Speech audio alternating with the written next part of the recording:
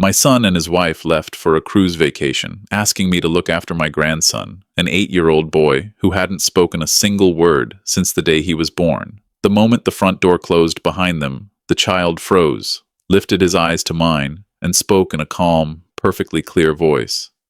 "Grandpa, please, you can't drink that." Ice rushed through my veins. Everything I believed I understood about my life shattered at once. I had once been a soldier. Now I was stepping back into a fight. But this time, the battle was for my own family. I need to know I'm not alone in this. Drop a comment telling me where you're watching from, your city, your country, because in the next few minutes you'll understand why I'm sharing this story with the world, no matter where you are. At 68, after 2 tours in Vietnam and losing my wife 4 years ago, I thought I understood fear. I was wrong. Real terror is the sound of an 8-year-old child breaking 8 years of silence to warn you that someone is trying to end your life. My son Michael pulled into my driveway just after 9 that Thursday morning, his gray sedan shining under the October sun. His wife Rachel stepped out first, blonde hair perfectly set, expensive sunglasses resting on her head. "Dad, thanks again for doing this," Michael said as he lifted their luggage. 4-day Caribbean cruise, our anniversary. Ethan climbed out of the back seat, small for his age, clutching the same stuffed elephant he'd held since he was 2. The doctors said he'd never speak, nonverbal they called it. But whenever that boy looked at you with those dark eyes, I always felt there was something more happening behind them. Inside my kitchen, Rachel placed a small box on the counter.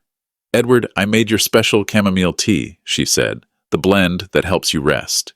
I nodded, though I didn't remember mentioning any trouble sleeping. "It's very important you drink it twice a day, morning and evening." She lined up the packets with careful precision. "I prepared enough for the entire time we're gone. At your age, consistency matters." Something flickered across her face, quick and sharp. Old instincts kicked in, the kind you develop in hostile places, but I pushed the feeling away. This was just tea. "We should head out," Michael said from the doorway. I watched him kiss Ethan's forehead, but his eyes slid away, unable to hold his son's gaze. "Be good for Grandpa," Rachel said, her voice flat. "Remember what we talked about?" Ethan didn't respond. He never did. They left in a blur of goodbyes. I stood on the porch holding Ethan's hand, watching the car disappear down Maple Street. The air was crisp, leaves just beginning to turn. It should have felt peaceful. The door clicked shut behind us. Suddenly, Ethan's fingers tightened around my wrist, hard and urgent. He dropped his elephant. His other hand pointed toward the kitchen, toward the box of tea. His entire body was trembling. "Ethan," I said, kneeling down. "What's wrong, buddy?" His mouth opened, closed, then opened again. His eyes were filled with 8 years of trapped words finally forcing their way out. His voice came rough and untrained, but unmistakably clear. "Grandpa," he whispered, staring straight at me. "Don't drink the tea. Mom put something bad in it." The room spun. My knees nearly gave out. I grabbed his shoulders, staring at this child who had never spoken, not once. "Ethan, did you just talk?" His small hands clutched my shirt, terror written all over his face. "Please, Grandpa, please don't drink it." My 8-year-old grandson, silent since birth, had just saved my life, and I had no idea how much more he was about to tell me.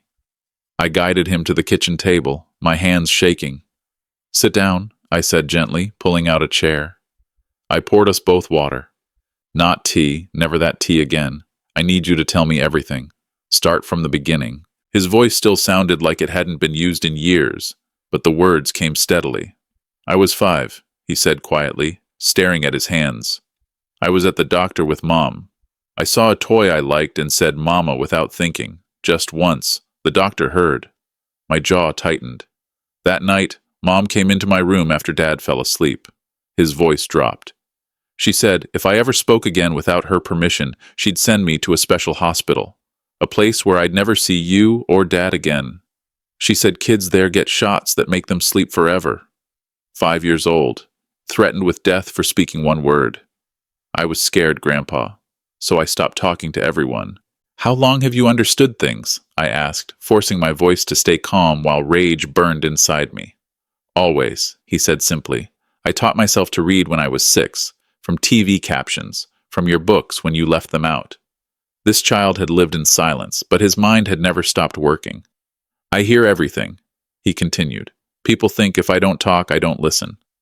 But I do. I leaned closer. What did you hear about the tea? 6 months ago, he said. Mom was on the phone in her room. She talked about medicine, about making you confused, about making sure you wouldn't wake up.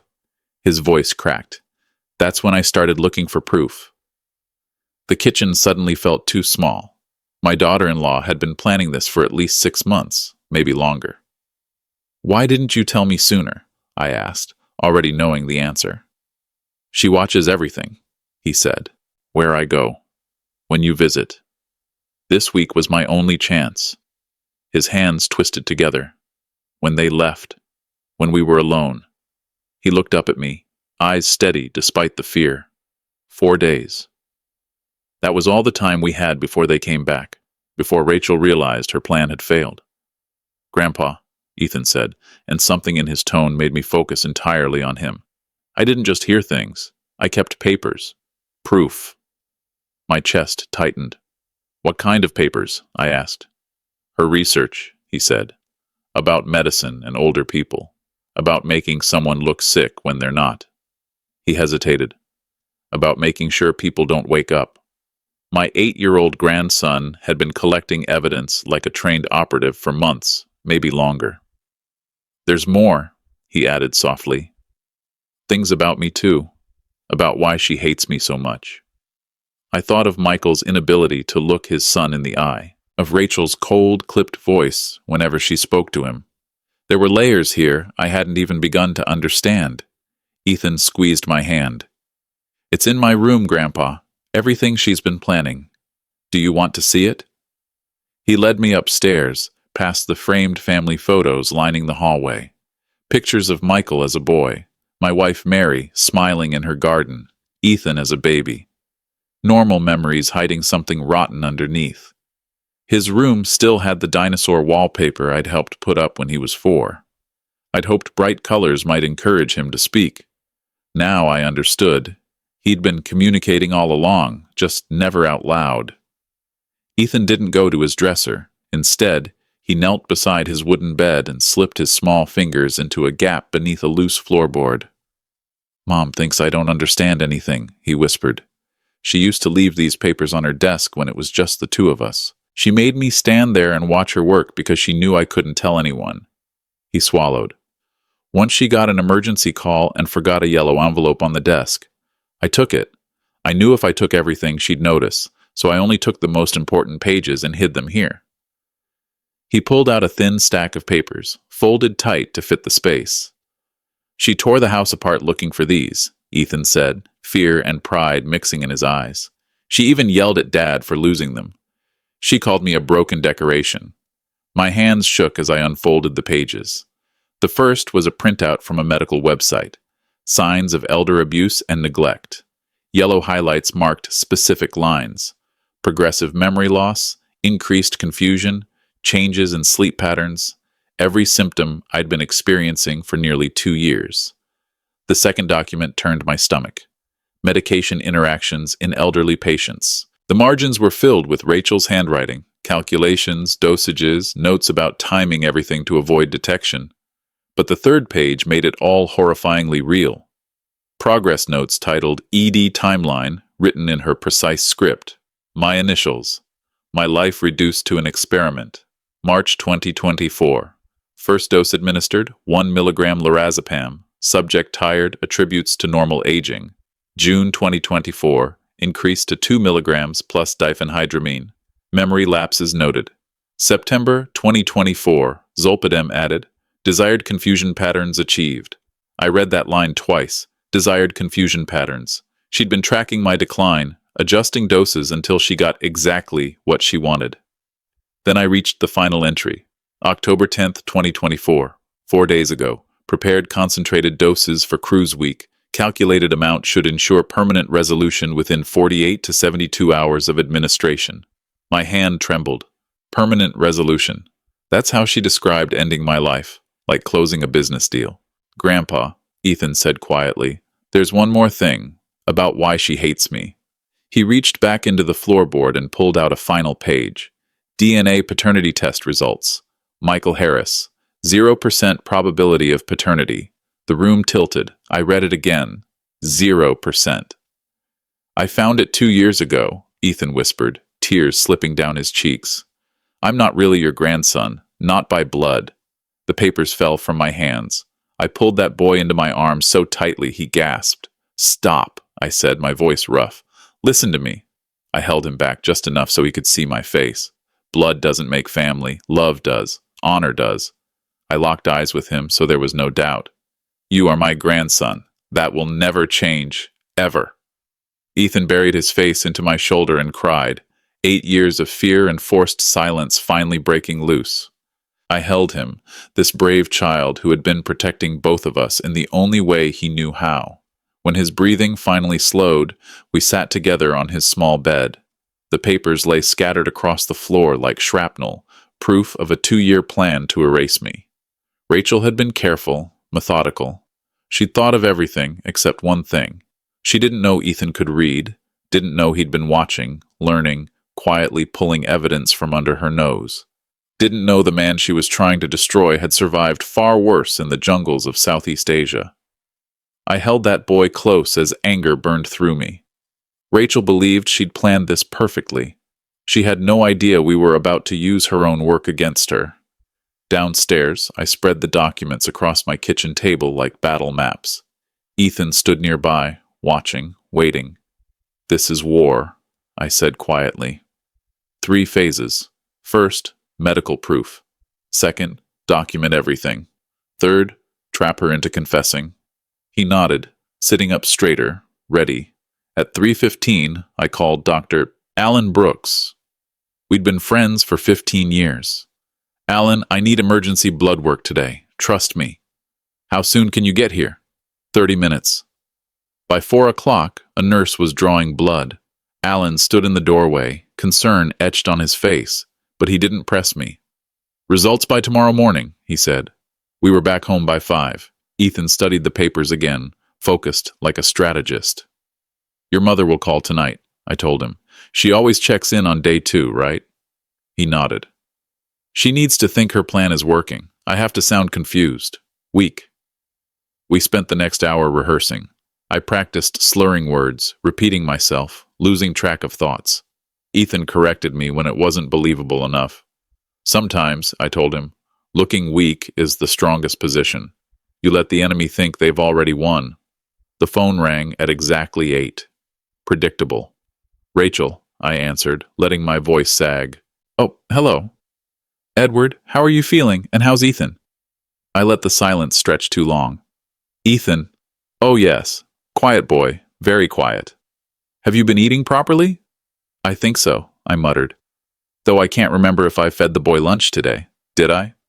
Real confusion crept into my voice. And this morning, I couldn't find my wallet. Across the table, Ethan gave me a small thumbs up. Oh my, Rachel said. I heard the satisfaction she couldn't quite hide. That does sound worrying. I've been so tired, I added. I keep thinking I see Mary around the house. She was in the garden yesterday, or was that today? What day is it? Thursday, Edward, she said gently. Thursday evening. Thursday, I repeated slowly. Right. There was a pause. Have you been drinking your tea? Her voice sharpened just a little. The tea? Yes. Helps me sleep. I sleep so much now. Is it supposed to make me this tired? That's completely normal, she replied. At your age, your body needs more rest. She started talking about memory care facilities, about options we should discuss when they returned. I made vague, agreeable sounds, playing the role of a man too confused to grasp his own danger. When I hung up, I dropped the act. Ethan stared at me, wide-eyed. She believed it, he said. 8 years you stayed silent, I replied. I can pretend for 2 days. I checked the calendar. Thursday night. They'd be back Sunday afternoon. 48 hours to close the trap. Friday morning at 9, Dr. Brooks called. Edward, your blood work confirmed it. Lorazepam, diphenhydramine, zolpidem, all unprescribed. Levels are dangerously high. Another week like this, and you'd be facing permanent damage or worse. I closed my eyes. Hearing it out loud made it real in a way the notes hadn't. I know who did this, I said. I need 24 hours. You need to call the police now, he warned. By Monday you'll be testifying. One more day, I said. Silence, then a sigh. 24 hours, not a minute more.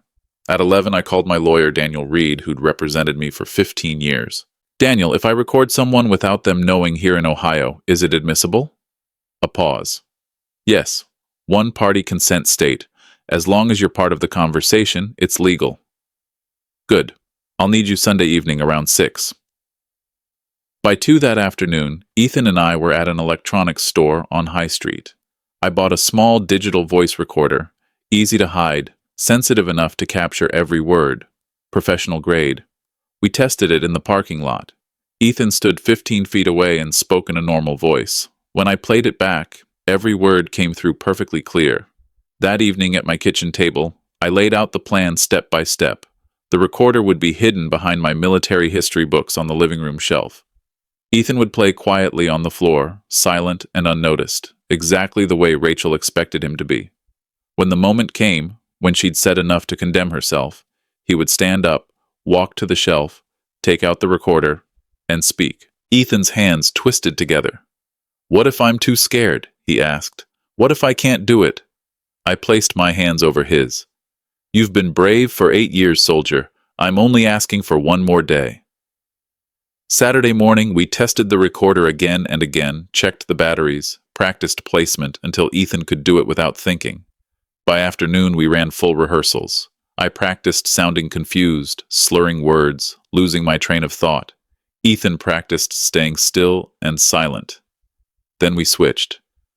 I can talk, he said, his voice growing stronger with every repetition. I've always been able to talk. Mom just made me afraid. Louder, I coached. Look straight at them. Every word matters. We rehearsed until his voice rang steady and confident. By evening, Ethan barely touched his dinner, nerves tying his stomach in knots. I told him stories from Vietnam to distract him, about young soldiers who found courage they never knew they had. At bedtime, he looked up at me. Grandpa, what if everything goes wrong tomorrow? Then we adapt, I said. But it won't. The truth is on our side. Ethan drifted into restless sleep. I didn't sleep at all. I sat staring at Mary's photograph on the mantel, thinking about family and betrayal. Tomorrow, Michael and Rachel would walk straight into an ambush. They just didn't know it yet. Sunday at 2, I heard Michael's car pull into the driveway. The sound triggered something I hadn't felt since 1968, the calm focus before contact. Ethan and I exchanged one quick glance across the living room. His eyes were steady, ready. We'd rehearsed this for 2 days straight. I lowered myself into my armchair, slumped my shoulders, left my hair uncombed, buttoned my shirt wrong so one side hung lower than the other. I hadn't shaved. The mirror had shown me exactly what Rachel wanted to see. A man coming apart. Ethan sat on the floor near my feet, action figures spread around him. He gave the slightest nod, then went perfectly still, back into the role he'd played for 8 years. The front door opened. Edward, we're home, Rachel called out, her voice bright and false. She appeared in the living room doorway, tanned from the Caribbean sun. Her eyes swept over me, taking in every detail. For a split second, irritation flashed across her face, as if she'd expected to find me already in an ambulance. Then concern slid into place. Oh, Edward, she said, you look exhausted. Have you been taking care of yourself? I let my gaze drift like I was struggling to focus. Rachel, you're back. Was it? How long were you gone? 4 days, she replied. Just 4 days. 4 days, I repeated slowly, letting confusion cloud my face. Right. I've been so tired. Can't remember if Ethan ate breakfast this morning, or was that yesterday? Michael came in behind her with the luggage. When he saw me, the color drained from his face. Dad, he said carefully, are you okay? Rachel shot him a sharp warning look, then turned back to me with that sugar-sweet tone. He's just tired, Michael. At his age, these things happen. She settled onto the couch like she owned the place, relaxed, confident. Edward, have you been drinking your tea? The special blend I made for you? I nodded vaguely. The tea? Yes. Helps me sleep. I sleep all the time now. That's very good, she said, unable to hide her satisfaction. Your body needs rest. She turned to Michael. See? He's declining faster than we thought. We really need to have that conversation. Michael opened his mouth. Rachel, maybe we should... Michael, she cut him off, sharp and final. Your father needs help. Professional help. She turned back to me, and the mask slipped just enough for me to see what was underneath. Edward, she said softly, how would you feel about a place where nurses could watch over you, where people could make sure you're safe? I made my voice small, defeated. I don't want to be a burden. You're not a burden, she said. The words sounded right. The tone didn't. But nature always takes its course. Some people at your age simply decline faster than others, especially if their mind isn't as sharp as it once was. Amber was growing bolder with every word. A memory care facility would be best for everyone, she said smoothly. Then we can manage your affairs properly, your house, your finances, all those complicated things you no longer need to worry about. Christopher shifted uncomfortably in the doorway. Amber ignored him completely. Everything will be simpler once the arrangements are made, she murmured softly, almost to herself. Meanwhile, the digital recorder I had hidden behind the old war books captured every syllable, every cold calculation, every piece of evidence we needed. I stayed seated, playing the confused old man, letting her believe she had already won. Then Lucas slowly stood. He didn't go toward me. He walked straight to the bookshelf. Amber's voice cut off mid-sentence.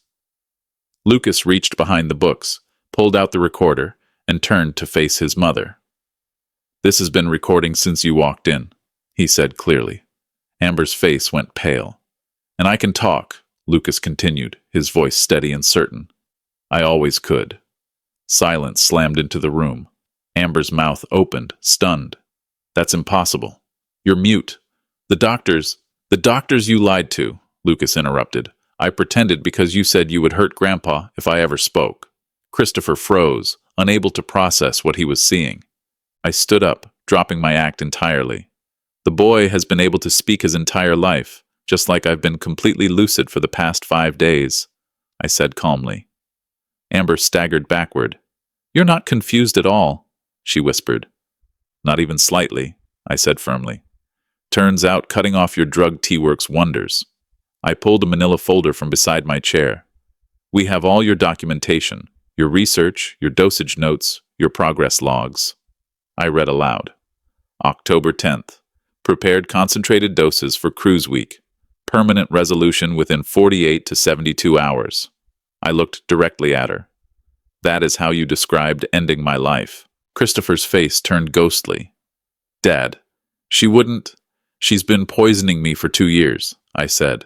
Lorazepam, diphenhydramine, zolpidem.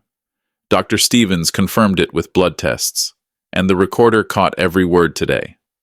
I reached back into the folder. And the worst part? I held up the DNA test. Lucas is not Christopher's biological son. You trapped my son with another man's child. Christopher's expression showed he already suspected the truth. Lucas stepped forward. I found out 2 years ago. I know I'm not a Harris by blood. I turned to him, voice steady. You are my grandson. Blood doesn't define family. Honor does. Amber's face twisted with rage. That bastard ruined everything I never wanted, she hissed. She realized what she had just admitted. And you were supposed to fade away quietly. The tea was working, until... She lunged at Lucas. Pure instinct took over. I stepped between them and caught her wrist. Touch that boy and it will be the last mistake you ever make, I said evenly. She struggled violently. Let go. He's not even your real grandson. I held her firm, the same strength I once used on the battlefield. That boy has more honor than you'll ever have in 10 lifetimes. I looked at Lucas. Call 911 soldier, attempted assault, and elder abuse. Lucas ran to the kitchen phone. Christopher collapsed into a chair. Dad, I didn't know she would actually... You knew enough, I said. You knew about the boy. You knew what she was doing. You chose silence. The sirens grew closer. Amber stopped struggling when she heard them. Lucas stood behind me, gripping my shirt tightly. We had survived. But seeing my son broken in that chair hurt almost as much as the betrayal itself. Justice moved slowly, but it moved relentlessly. That Sunday evening, the police led Amber away in handcuffs. She screamed that I manipulated Lucas, that the boy was unstable, that I was senile. The officers remained silent. They had heard the recording. Christopher was taken separately for questioning, his face drained of color. Over the next 3 days, detectives interviewed Lucas and me separately. Lucas spoke clearly each time, describing the threats at age 5, the 8 years of forced silence, and the evidence he had gathered. Dr. Emily Carter evaluated him at the prosecutor's request. Her report confirmed exceptionally high intelligence and documented psychological abuse. Most importantly, she certified him as a credible witness.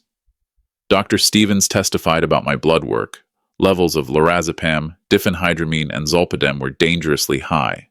Another week, he said, and I would have suffered irreversible damage or death. My lawyer, Daniel Reed, presented the evidence: the recorded confession, the handwritten progress notes, the DNA test, and the tea packets from my cabinet.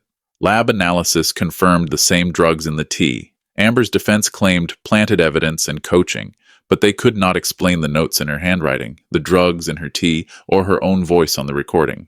The trial lasted 3 weeks. The evidence was overwhelming. Amber was sentenced to 15 years for attempted grievous bodily harm, elder abuse, and child endangerment. Christopher received 5 years of probation.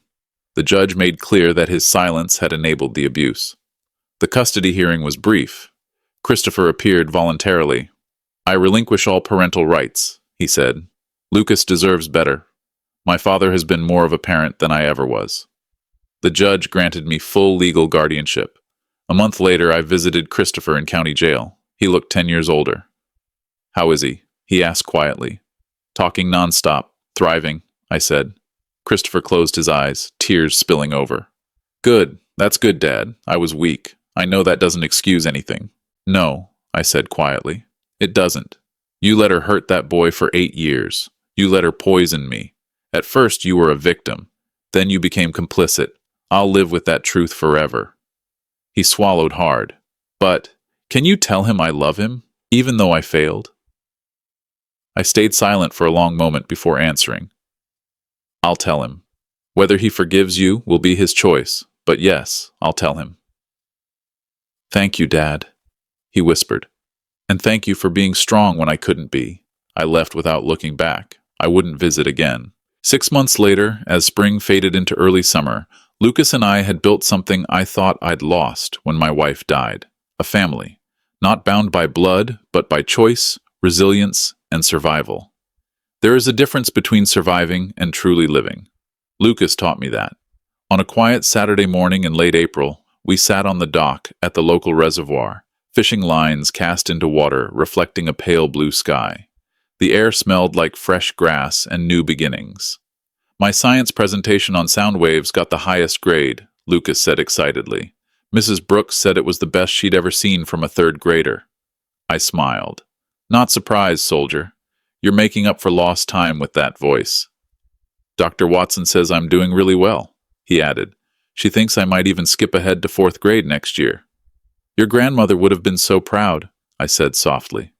Bennett minds had always been sharp. We sat in comfortable silence for a while, listening to birds and watching our lines drift. "Grandpa," Lucas said more quietly, "do you ever think about my biological father?" I didn't hesitate. "No, because I'm looking at my grandson right now. We don't share blood, but we share something stronger. Blood is an accident of birth. Family is who you're willing to fight for. We did that. That makes us family in the truest sense." Lucas thought for a moment. "Can I still be a Bennett?" I turned fully toward him. "Son, you earned that name. You showed more courage than most soldiers I ever served with. You're a Bennett because you acted like one when it mattered most." His eyes lit up. "I want to be like Dr. Watson when I grow up. I want to help kids who can't speak because they're too scared." My throat tightened. "You're going to do extraordinary things, Lucas. You understand them in a way most people never will." "Do you really think I can?" You survived 8 years and saved both our lives, I said. You can do anything. Suddenly, his fishing rod jerked hard. His eyes went wide. I've got something. We both grabbed the rod, working together as the line bent in a sharp arc. Easy, I coached. Let it tire itself out. After a brief struggle, a small base broke the surface, twisting in the sunlight. Lucas laughed, a sound so full of joy I'd never take it for granted again. We brought the fish to the dock, and I showed him how to release it gently, supporting it until it swam away. As we reset our lines, Lucas asked, "Do you think Dad will ever visit?" I considered carefully. "I don't know. Your father has his own guilt to face, but we're okay." "Better than okay," Lucas said. "Yes," I agreed. "We are." The sun climbed higher. A breeze rippled the water. Lucas hummed softly as he watched his line, a sound he'd been denied for 8 long years. The army taught me about duty. My son taught me about disappointment. But Lucas taught me the true meaning of family, not who shares your blood, but who shares your battles. 2 weeks earlier, Lucas had his first full therapy session with Dr. Watson, where he talked about wanting to help other children one day. She later told me his empathy and insight were remarkable, that trauma, when survived, can become strength. Christopher sent a letter from jail. I haven't opened it yet. Maybe I will someday. Maybe Lucas will want to read it. That choice can wait. At 68, I found my purpose again. Not as a soldier, not as a disappointed father, but as the grandfather of a boy who found his voice and saved both our lives. Some families are born. Ours was forged in battle, and that makes it unbreakable. Looking back, I want to leave you with this. This true story isn't just mine. It belongs to every grandparent who has ever felt powerless and every child who has ever been silenced. Don't make my mistake. I ignored warning signs. I dismissed that uneasy feeling when Amber smiled too sweetly. I trusted blindly when I should have questioned.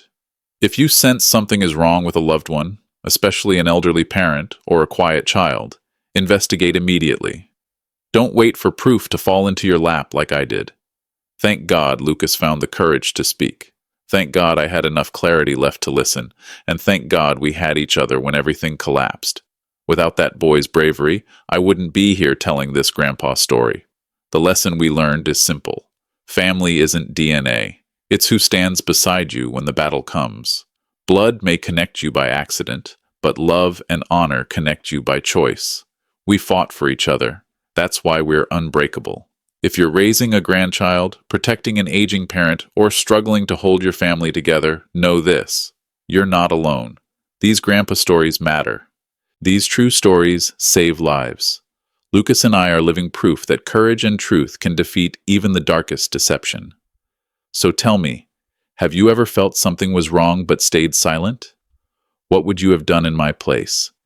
Share your thoughts below.